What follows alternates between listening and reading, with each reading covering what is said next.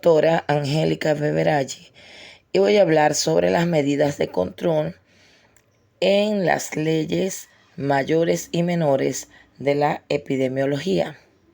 Es muy importante saber distinguir dos enfoques estratégicos básicos para la prevención y el control de las enfermedades.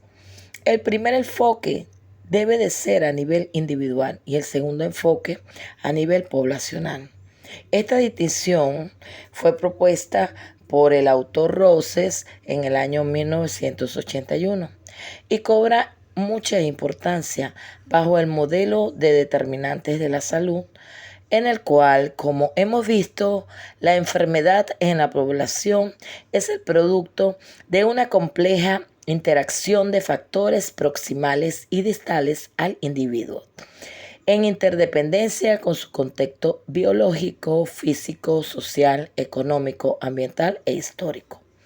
El control de las enfermedades infecciosas consiste en romper la cadena de infección en uno o varios eslabones, en general el más débil. Las medidas de control pueden ser dirigidas a eliminar o alterar la virulencia del patógeno, sea mediante la destrucción de los reservorios no humanos y los vectores, el aislamiento de las personas infectadas, el establecimiento de normas para el manejo de los líquidos corporales infectados y objetos contaminados y la mejor de las resistencias del huésped. El control efectivo también se basa en la vigilancia de la aparición de la enfermedad a fin de facilitar una intervención precoz de la misma. Los servicios de la salud a nivel local tienen que mantener una doble acción. Primero, proveer atención a las personas según sus necesidades individuales. O sea, el control de la enfermedad en las personas a través de servicios de salud. Y en el segundo caso, desarrollar las acciones dirigidas a la población en su conjunto según las normas y prioridades establecidas. O sea que el control de la enfermedad en la población tiene que ser a través de programas de salud. Definimos que las medidas de control son el conjunto de acciones, programas u operaciones continuas dirigidas a reducir la incidencia y o prevalencia de un daño a la salud a niveles tales que dejen de constituir un problema de salud pública. Podemos distinguir dos dimensiones, la dimensión circunstancial y la dimensión temporal, que depende del escenario específico en que opera el control. En el escenario epidémico se refiere al control y significa conseguir rápidamente una curva descendente y eventualmente agotar la epidemia. En el segundo escenario, el no epidémico, aquí la connotación práctica del término control es dependiente de la dimensión temporal. Observemos dos variables, una a corto plazo y otra a largo plazo, donde en el corto plazo se denota el equilibrio de la situación no epidémica. Es decir, aquí se puede mantener el número observando los casos al igual número esperado, sea este el nivel endémico o la ausencia de los casos. Y en el largo plazo, el control implica la reducción del riesgo de la enfermedad en la población, o sea, la reducción de la incidencia.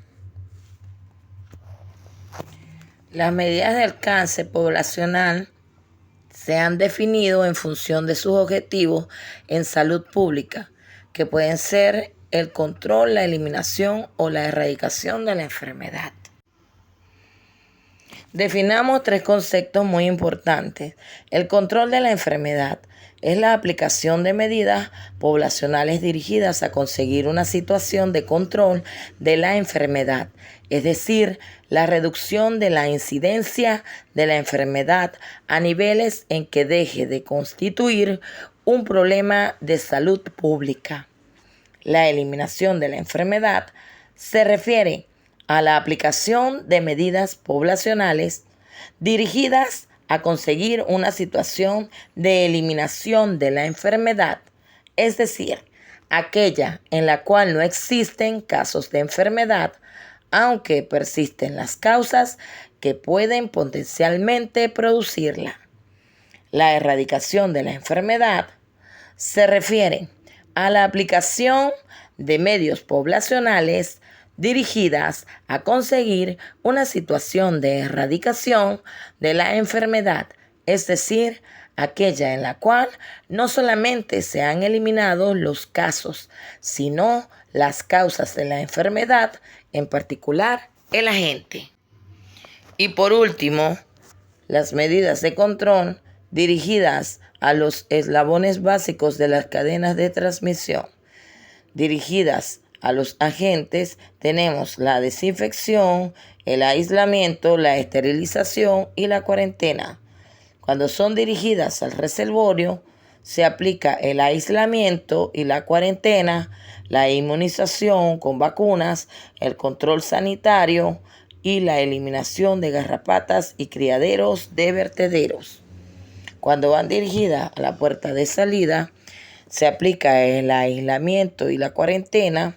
También se hacen campañas para evitar las picaduras y las punciones y se toman las medidas de higiene básicas. Cuando van dirigidas a las vías de transmisión, aquí se debe evitar la contaminación de aguas y suelos por excretas, así como también la prevención por el contacto con los agentes o focos de infección. Cuando van dirigidas a la puerta de entrada, se debe evitar la punción con las agujas, las picaduras de mosquitos, limpiar y cubrir las heridas. Y cuando van dirigidas al huésped, se debe mantener las medidas higiénicas personales y colectivas, incluyendo una dieta balanceada y también programar el tiempo de descanso y ejercicio, así como la aplicación de las diversas vacunas, el uso de muchos medicamentos profilácticos y de productos inmunológicos o farmacológicos y la aplicación de medidas curativas de rehabilitación en general. Culminado el tema de las leyes mayores y menores de la epidemiología, les damos las gracias por su atención.